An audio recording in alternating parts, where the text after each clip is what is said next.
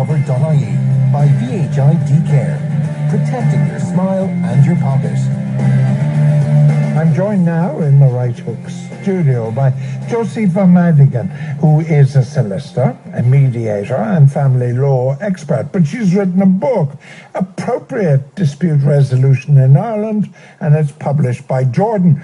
Josepha, welcome to the programme. Thank you very much, Big George. title for a big book. Why should we read it? It is a bit of a mouthful, isn't it? I suppose you could shorten it by saying ADR.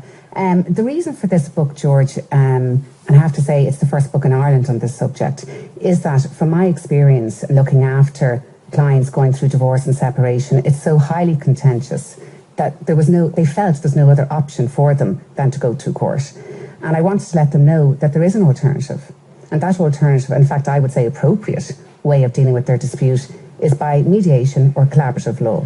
I think it is fair to say it's not, and I don't have much experience of divorce, but two people who've been together for whatever length of time, long or short, once this dispute comes along, they become impossible, do they not? So previously nice people actually become very difficult over who's getting the CDs. Oh, absolutely. And, litigation in and of itself just sort of like facilitates conflict and escalates conflict between them. Now, one of the things I work a lot with before we get to your book, because costs of divorce are at the root of the idea of using a mediation.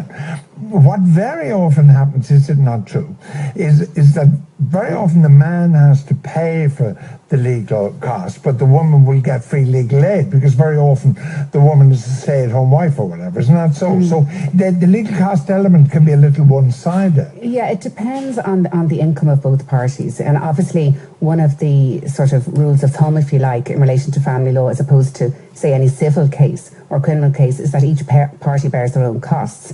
And I suppose one of the reasons why traditionally or historically the woman may have availed of legal aid services is because she couldn't simply afford a private solicitor. But that is changing, George. Obviously, more women are now working.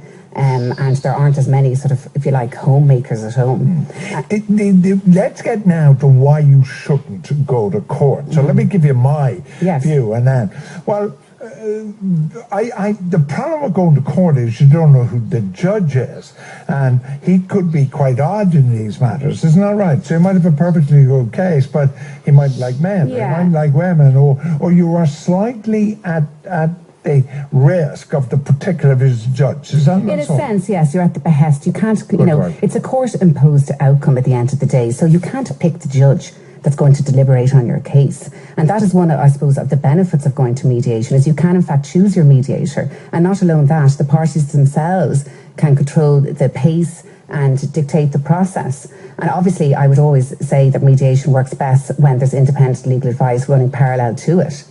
Now, ADR, or Appropriate Dispute Resolution, which you're proposing and is in your book, which is a family law book. And in fact, many people who currently are considering divorce might well read it because you never know when you might need it. It's 4 lines, absolutely. You never know when you might need it. Talk to me about this mediator, though. I mean, is he a legal person? Is he an accountant? What is he? Yeah, and again, this is one of the reasons I wanted to write the book, was to sort of to dispel these myths, George. And there's a common misperception as to what mediation actually is. Some people think it's counselling. Some people think it's therapy. It's not. It's a very structured process. It is when the marriage is over, to all intents and purposes. And this is a couple who want to save money and want to save the emotional, hardship that it is on going through the adversarial process, and they engage an impartial, neutral third party who will help facilitate proposals with them. And at the end of the day, what a lot of people don't know is that by going through mediation, if both parties consent in writing to those proposals at the end of the mediation process, they can be made legally binding. So I suppose the main, nobody ever wants to take the place of litigation. Most of my work is contentious court work. I'm down there tomorrow, but I'm trying to get more people, at the end of the day, to embrace mediation and collaborative law, because it's in their interests, but they have to be grown up enough to want to participate in it in the first instance. But you did say, and by the way, my guest is Josepha Madigan, who is a family law solicitor, as you've heard, but it's the name of the book is Appropriate Dispute Resolution in Ireland, a handbook for lawyers and their clients. And their clients, yes. And it's the first book available to clients. And there's actually a lot in it about divorce and separation deeds vis-a-vis judicial separation, divorce, the criteria, how it works. You know, a lot of resources in it as well. So it's of huge interest to people going through this process. But divorce, do you have to be married to be divorced? I mean, what I mean by that is increasingly we are talking to people and they introduce their partner. In their heads, they are married and they've been together for maybe 20 years or more. Now, are the rights of those two people similar to the rights of somebody married or not? Yeah, it's the Civil Partnership and Cohabitation Act, which came in earlier in 2011, which more or less gives the same rights to people that are traditionally called common law spouses, if you like. And obviously they can avail of mediation. They call it a dissolution as opposed to a divorce. So of course they can avail of these dispute resolution mechanisms also. But this mediator I'm really interested in, and I called him a he, my mistake, this person, what's this person's background? Well, again, you can choose your mediators. So, I mean, I, for example, will be a lawyer mediator. And I suppose the advantage to coming to someone like me is I can sort of anticipate what's going on down in court on a daily basis. So we can reality test the proposals. There are, of course, mediators. You can go onto the www.themii.ie, which is the Mediators Institute of Ireland. And there are a number of mediators who are trained in different backgrounds. See, I wouldn't pick you, though. I wouldn't pick you. Would you not? Why not? No, well, I wouldn't pick you because I'd say, look, she's a woman. She's obviously going to take my wife's side. But you can do co-mediation if that's the case, George. And there are clients, of course, who feel vulnerable, and some women mightn't want to go to a man. And you can have a co-mediation model where there's a male and a female. And obviously, sorry, just to say, because that's a very important point, is that a mediator is impartial. And, you know, you have to avoid this power imbalance, this triangulation between a husband and wife. And you're trained to do that. But mediators might be cheap either, though.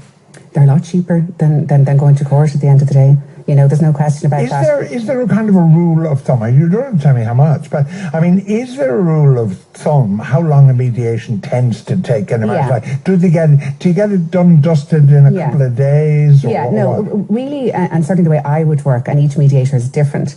And I would always advise people to shop around to get at least 3 different quotes in the way people work. Normally, if I'm dealing with a separation or divorce, it would take between 3 and 6 sessions, and that's running the whole gamut of the financials in that. I have a certain amount that I charge per hour. It may be slightly more than a mediator who isn't trained in legal matters, and that's my USP, if you like, or my unique selling point. But I would, you know, have concrete proposals at the end of that mediation. But you're saving yourself huge, like a year or two down in litigation, down in the circuit court. You know, I mean, it's just outstanding the money that you can save by going through it. But if I go to mediation, do you still recommend that I come with my solicitor so that I'm still involved?